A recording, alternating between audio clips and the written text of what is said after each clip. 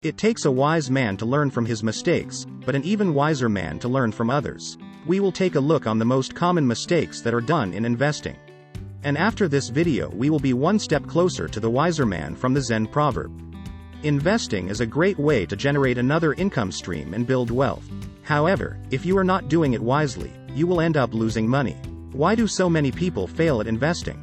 Here are some common mistakes you should avoid. The first big mistake that beginners make is to not do their research on the investments and invest in assets or sectors that they don't understand. There are many groups on Facebook, Telegram, and other social platforms that will give you tips on getting rich quickly and indicate you the stocks and crypto to buy. It is easy to fall for these scams, but if you make an investment plan and analyze the asset in which you want to invest, you will make the best decision. A smart investor is thinking long-term and stays focused on his plan. Another mistake that most of the investors are making is trying to time the market. They think that if they analyze a chart they can predict the ups and downs of the market.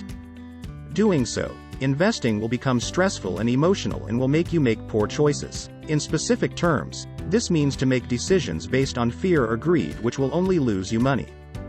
The best decision a beginner investor can make is to apply the DCA strategy.